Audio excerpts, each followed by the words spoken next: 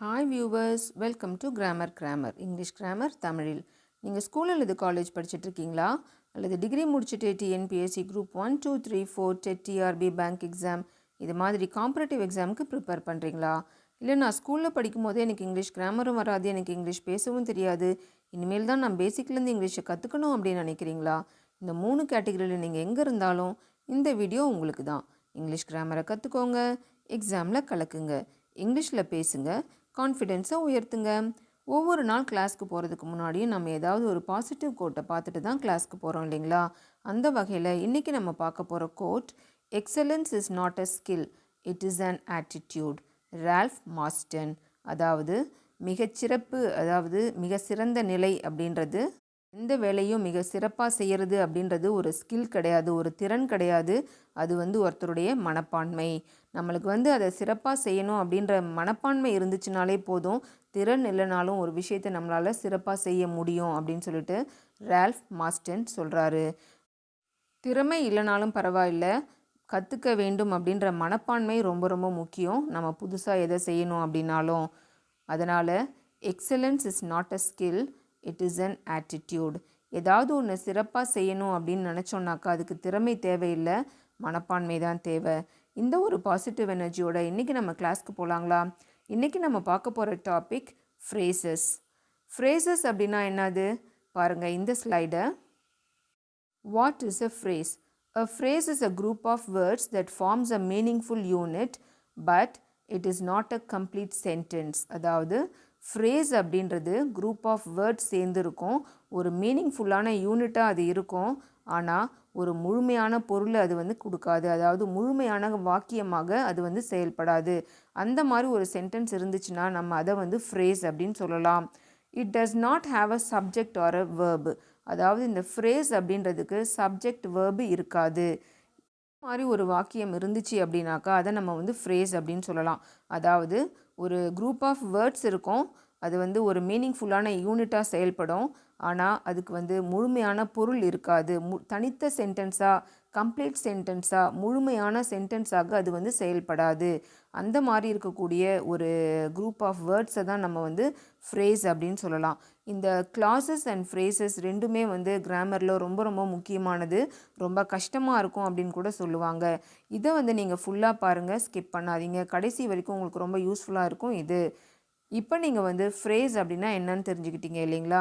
Phrase அப்படின்னாக்கா அது அந்த குரூப் ஆஃப் வேர்ட்ஸில் சப்ஜெக்ட் வேர்பு இருக்காது, ஆனால் அதுக்கு ஒரு மீனிங் இருக்கும், அது ஒரு முழுமையான வாக்கியமாக செயல்படாது. அந்த மாதிரி ஒன்று இருந்துச்சுனாக்கா நம்ம அதை ஃப்ரேஸ் அப்படின்னு சொல்லலாம். பாருங்கள் அடுத்தது, அதுக்கு எக்ஸாம்பிள் பாருங்கள். The black hat, blown away, in the wind. இதெல்லாம் இந்த ஃப்ரேசஸ்க்கு எக்ஸாம்பிள். த பிளாக் ஹேட் அப்படின்னாக்கா அந்த கருப்பு தொப்பி இல்லைங்களா? ப்ளோன் அவேனாக்கா தூரமாக பறந்தது. இந்த விண்ட் அப்படின்னாக்கா காற்றில். இதில் பாருங்கள், the black hat, blown away, in the wind, இதிலலாம் சப்ஜெக்ட் கிடையாது, ஒரு வேர்ப் கிடையாது, ஆனால் இதுக்கு ஒரு மீனிங் இருக்குது இல்லைங்களா? த பிளாக் ஹேட் அப்படின்னாக்கா கருப்பு தொப்பி, ப்ளோன் அவே அப்படின்னா பறந்து செல்லுதல், அடுத்து இந்த விண்ட் அப்படின்னா காற்றில், எப்படி மீனிங் இருக்குது இல்லைங்களா? ஆனால் இது ஒரு தனித்த வாக்கியமாக இல்லை, அதாவது முழுமை பெற்ற ஒரு வாக்கியமாக இது இல்லை. அதுக்கு எக்ஸாம்பிள் பாருங்களேன். The red umbrella was blown away in the wind. அதாவது இந்த சிகப்பு குடை காற்றில் பறந்து சென்றது, தூரமாக பறந்து சென்றது அப்படின்னு சொல்லுவோம் இல்லைங்களா? அதுதான் இந்த சென்டென்ஸோடைய மீனிங். அடுத்தது பாருங்கள், இந்த ஃப்ரேசஸில் கைண்ட்ஸ் இருக்குது, வகைகள் இருக்குது. என்னென்னலாம் வகைகள் இருக்குது இந்த ஃப்ரேசஸில் அப்படின்னு பார்த்தோன்னாக்கா, இந்த ஸ்லைடை பாருங்கள். Kinds of phrases. There are several kinds of phrases in English. இங்கிலீஷில் நிறைய கைண்ட்ஸ் ஆஃப் ஃப்ரேசஸ் இருக்குது. Some of the common ones are described below. அதாவது பொதுவாக இருக்கக்கூடிய சில ஃப்ரேசஸை நம்ம இந்த கிளாஸில் பார்க்க போகிறோம். இந்த ஸ்லைடு பாருங்கள். ஃப்ரேசஸுடைய கைண்ட்ஸ் என்னென்ன அப்படின்னு பார்த்தோன்னாக்கா, noun phrase, verb phrase, prepositional phrase. அதாவது noun phrases, verb phrases, prepositional phrases. இந்த 3 தான் பொதுவாக இந்த ஃப்ரேசஸில் இருக்கக்கூடிய வகைகள். பாருங்கள், இப்போ அடுத்தது நம்ம பார்க்க போகிறது நவுன் ஃப்ரேஸ். இந்த நவுன் ஃப்ரேஸ்னால் என்னது? Noun phrase is a group of words made up of a noun and its modifiers. இந்த நவுன் ஃப்ரேஸ் அப்படின்றது ஒரு சில வார்த்தைகள் சேர்ந்த ஒரு வாக்கியம் அது வந்து எதால் உருவாக்கப்பட்டிருக்கும் அப்படின்னு பார்த்தோன்னாக்கா made up of noun and its modifiers. நவுனாலையும் அல்லது அதனுடைய மாடிஃபையர்ஸ்னால உருவாக்கப்பட்டது தான் இந்த நவுன் ஃப்ரேஸ். அதுக்கு எக்ஸாம்பிள் பாருங்கள், the red car, my science teacher, the book shop. பாருங்கள், இதில் red car, science teacher, book shop இது எல்லாமே வந்து நவுன் இல்லைங்களா? இந்த மாதிரி இருந்துச்சு அப்படின்னாக்கா நம்ம வந்து நவுன் ஃப்ரேஸ் அப்படின்னு சொல்லலாம். அதாவது ஒரு சில வார்த்தைகள் இருக்கும், அதுக்கு வந்து ஒரு மீனிங் இருக்கும், ஆனால் அதுக்கு சப்ஜெக்ட் இருக்காது, வேர்ப் இருக்காது அந்த சென்டென்ஸில். அது வந்து ஒரு நவுனை பற்றி வந்து நம்மளுக்கு சொல்லுது, நவுனை பற்றி இங்கே நம்ம வந்து பேசுது, அதனால் இதை வந்து நம்ம நவுன் ஃப்ரேஸ் அப்படின்னு சொல்கிறோம். அடுத்தது பாருங்கள், இந்த நவுன் ஃப்ரேஸை சென்டென்ஸில் பார்க்கலாம். The blue house is for sale, அதாவது அந்த நீல வீடு விற்பனைக்கு உள்ளது அப்படின்னு சொல்லுவோம் இல்லைங்களா, அதுதான் இதோடைய மீனிங். அந்த ஹவுஸ் அப்படின்றது இங்கே நவுன். அந்த ஹவுஸ் வந்து எந்த கலரில் இருக்குது, ப்ளூ கலர். அந்த ப்ளூ கலர் ஹவுஸ் விற்பனைக்கு உள்ளது அப்படின்னு சொல்கிறோம் இல்லைங்களா. அதாவது நவுனை பற்றி நம்ம இதில் வந்து பேசுகிறோம், அதனால் இது வந்து நவுன் ஃப்ரேஸ் அப்படின்ட்டு சொல்கிறோம். பாருங்கள், ஃப்ரேஸ் அப்படின்னாக்கா சப்ஜெக்ட் இருக்காது, வேர்ப் இருக்காது. இந்த ப்ளூ ஹவுஸில் இதுதான் வந்து நவுன் ஃப்ரேஸ் அப்படின்னு நம்ம சொல்கிறோம். அண்டர்லைன் பண்ணியிருக்கிற த ப்ளூ ஹவுஸ் அப்படின்றது தான் நவுன் ஃப்ரேஸ். அதில் சப்ஜெக்ட் கிடையாது, வேர்ப் கிடையாது, ஆனால் அதுக்கு வந்து ஒரு மீனிங்ஃபுல்லான யூனிட்டாக அது வந்து செயல்படுது. அடுத்தது பாருங்கள், வேர்ப் ஃப்ரேசஸ். ரெண்டாவதாக நம்ம பார்க்க போகிறது வந்து வேர்ப் ஃப்ரேசஸ். வேர்ப் ஃப்ரேசஸ்னால் என்னது? A verb phrase is a group of words made up of a verb, helping verbs and modifiers. இந்த verb phrase அப்படின்றது என்னன்னு பார்த்தோன்னா அதே மாதிரி தான் ஒரு group of words. அதில் வந்து verb இருக்கும், அல்லது helping verbs இருக்கும், அல்லது modifiers இருக்கும். verb உடைய modifiers அதில் இருக்கும். இந்த மாதிரி இருந்துச்சு அப்படின்னாக்கா அந்த ஃப்ரேஸை நம்ம வந்து verb phrase அப்படின்னு நம்ம சொல்லலாம். அதாவது நவுன் ஃப்ரேஸில் எப்படி நவுன் இருந்துச்சோ அதே மாதிரி verb phrase-ல verbs அல்லது helping verbs அதோடைய modifiers இருக்கும். இந்த verb phrase-க்கு எக்ஸாம்பிள் பாருங்கள். ran quickly to catch, filled with horror, dedicated to. இது மூணுமே வந்து verb phrase அப்படின்னு நம்ம சொல்லலாம். இதை சென்டென்ஸில் பாருங்கள். you have woken up everyone in the house. you have woken up everyone in the house. இதில் have woken up அப்படின்றது தான் வந்து நம்ம வந்து verb phrase அப்படின்னு சொல்கிறோம். இதில் verb வந்து woken up இல்லைங்களா. அதே மாதிரி ran quickly, ran அப்படின்றது verb, filled with horrorல filled அப்படின்றது verb. அடுத்தது dedicated to, இதில் dedicated அப்படின்றது verb. இந்த verb phraseல வந்து verb இருக்கும், அல்லது helping verbs இருக்கும், அதோடைய modifiers இருக்கும். இந்த மாதிரி இருந்துச்சு அப்படின்னா அந்த ஃப்ரேஸை நம்ம வந்து verb phrase அப்படின்னு சொல்லலாம். அடுத்தது மூணாவது கைண்ட் பாருங்கள், ப்ரிப்போசிஷனல் ஃப்ரேஸ். ப்ரிப்போசிஷனல் ஃப்ரேஸ்னால் என்னது? இந்த ஸ்லைடை பாருங்கள். A prepositional phrase is a group of words that begin with the preposition and help to explain the relationship between two things. அதாவது இந்த prepositional phrase அப்படின்றது ப்ரிப்போசிஷனால் ஆரம்பிக்கும்.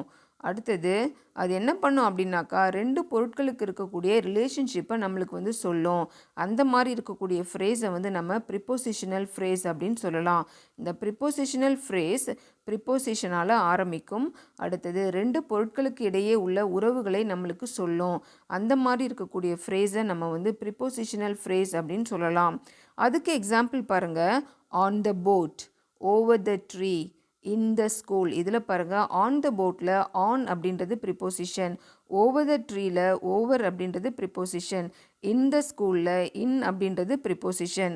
இதை நம்ம சென்டென்ஸில் பார்க்கலாம் பாருங்கள். The present inside the box is mine, the present inside the big box is மைன்.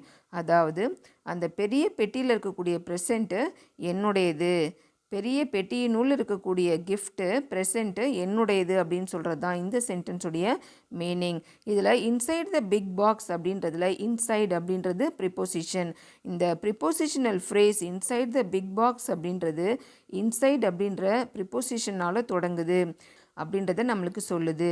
அதனால் இதை நம்ம வந்து ப்ரிப்போசிஷனல் ஃப்ரேஸ் அப்படின்னு சொல்லலாம்.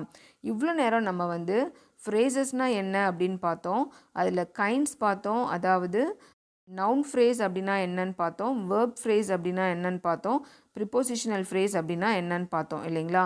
நவுன் ஃப்ரேஸ் அப்படின்னாக்கா அந்த ஃப்ரேஸில் நவுன் இருக்கும். வேர்ப் ஃப்ரேஸ் அப்படின்னா அந்த ஃப்ரேஸில் வேர்ப் இருக்கும். ப்ரிப்போசிஷனல் ஃப்ரேஸ் அப்படின்னா அந்த ஃப்ரேஸ் ப்ரிப்போசிஷனால் ஆரம்பிக்கும், இரண்டு பொருட்களுக்கு இடையில் இருக்கக்கூடிய ரிலேஷன்ஷிப்பை அது சொல்லும். இது உங்களுக்கு நல்லா புரிஞ்சிருக்கும்னு நினைக்கிறேன். இப்போ பாருங்கள், நம்ம எக்ஸசைஸ் பார்க்க போகிறோம். Fill up the correct prepositional phrase. கேள்வி பாருங்க, ஐ would like to order coffee dash tea அப்படின்னு சொல்லியிருக்கிறோம் இல்லைங்களா. இதில் இன்ஸ்டெட் ஆஃப் வருமா, இன்ஸ்டெட் ஃப்ரம் வருமா, இன்ஸ்டெட் டு வருமா? ஆன்சர் எது வரும்? கெஸ் பண்ணுங்க பார்க்கலாம். என்ன வியூவர்ஸ், ஆன்சரை கெஸ் பண்ணிட்டீங்களா? Very good. Answer I would like to order coffee instead of tea. இது உங்களுக்கு நல்லா புரிஞ்சிருக்கும்னு நினைக்கிறேன். அடுத்தது பாருங்கள், next question. Dash the rains we went out. Dash the rains we went out. அதுக்கு ஆப்ஷன் பாருங்கள், in spite of, in spite, in spite on. In spite of வருமா, இன்ஸ்பைட் வருமா, இன்ஸ்பைட் ஆன் வருமா? கெஸ் பண்ணுங்கள் பார்க்கலாம். இப்போ நம்ம ஆன்சரை செக் பண்ணலாங்களா? பாருங்கள், in spite of the rains we went out. மழை பெய்தாலும், மழை பெய்து கொண்டிருந்தாலும் நம்ம வந்து எங்கே போனோம்? நாங்கள் வெளியே போனோம் அப்படின்றது தான் இந்த சென்டென்ஸுடைய meaning. In spite of the rains we went out. அடுத்தது பாருங்கள், dash fire break the glass to escape. Dash fire break the glass to escape. In case of வருமா, இன் கேஸ் வருமா, இன் கேஸ் வித் வருமா? கெஸ் பண்ணுங்கள் பார்க்கலாம், answer எதுவாக இருக்கும்? என்ன வியூவர்ஸ், ஆன்சரை கெஸ் பண்ணிட்டீங்களா? இப்போ நம்ம ஆன்சரை செக் பண்ணலாமா? பாருங்கள் இந்த ஸ்லைடை. In case of fire break the glass to escape. இதுதான் இதோடைய ஆன்சர். அடுத்த எக்ஸசைஸ் பாருங்கள். I am standing here on dash my friends. I am standing here dash my friends. In behalf of a, on behalf of a, on behalf of. இது மூணுத்தில் எது அதுக்கு சரியான ஆன்சராக வரும்? Guess பண்ணுங்கள் பார்க்கலாம். என்ன வியூவர்ஸ், ஆன்சரை கெஸ் பண்ணிட்டீங்களா? இப்போ நம்ம ஆன்சரை செக் பண்ணலாமா? இந்த ஸ்லைடை பாருங்கள். I am standing here on behalf of my friends. I am standing here on behalf of my friends. என்னுடைய ஃப்ரெண்ட்ஸ் சார்பாக நான் இங்கு நிற்கிறேன் அப்படின்னு சொல்கிறோம் இந்த சென்டென்ஸில். அடுத்தது இந்த ஸ்லைடை பாருங்கள். We solve the problem dash a new device developed by our engineers. We solve the problem dash a new device developed by our engineers. By means of ah, by மீன்ஸா, பை மீன்ஸ் டூவா? இது மூணுத்தில் எது இதுக்கு சரியான ஆன்சராக வரும்? ஆன்சரை guess பண்ணிட்டீங்களா? இந்த ஸ்லைடு பாருங்கள், நம்ம ஆன்சரை பார்க்கலாம். We solve the problem by means of a new device developed by our engineers. இதுக்கு ஆன்சர் பை மீன்ஸ் ஆஃப். அடுத்த கொஸ்டின் பாருங்கள். Dash we are impressed with their performance. In ஜென்ரலா, ஆன் ஜென்ரலா, இன் ஜென்ரலியா? இது மூணுத்தில் எது இதுக்கு ஆன்சராக வரும்? கெஸ் பண்ணுங்கள் பார்க்கலாம். ஆன்சரை இப்போ செக் பண்ணலாங்களா? இந்த ஸ்லைடை பாருங்கள். In general we are impressed with their performance. In general அப்படின்றது தான் இதுக்கு ஆன்சர். ஃப்ரேசஸ் அப்படின்னா என்னன்னு உங்களுக்கு புரிஞ்சிருக்கும்னு நினைக்கிறேன். அதோடைய கைண்ட்ஸையும் நீங்கள் தெரிஞ்சிட்ருப்பீங்க. என்ன வியூவர்ஸ், இந்த வீடியோ உங்களுக்கு பிடிச்சிருக்கா? இந்த வீடியோ உங்களுக்கு பிடிச்சிருந்துச்சினாக்கா லைக் பண்ணுங்கள், உங்கள் ஃப்ரெண்ட்ஸ்க்கு இதை ஷேர் பண்ணுங்கள். இந்த வீடியோ இன்ஃபர்மேட்டிவாக இருக்குதுன்னு நீங்கள் நினச்சிங்கனாக்கா நம்ம சேனலை சப்ஸ்கிரைப் பண்ணுங்கள். அப்படியே பக்கத்தில் இருக்க பெல் ஐக்கானை ப்ரெஸ் பண்ணுங்கள். அப்போ தான் நாங்கள் போடுற வீடியோஸ் டெய்லி நோட்டிஃபிகேஷனில் உங்களுக்கு வந்து சேரும். மறந்துடாதீங்க viewers, practice makes a man perfect. Practice பண்ணுங்கள், இங்கிலீஷ் கிராமரை கற்றுக்கோங்க, எக்ஸாமில் கலக்குங்க. Thank you viewers.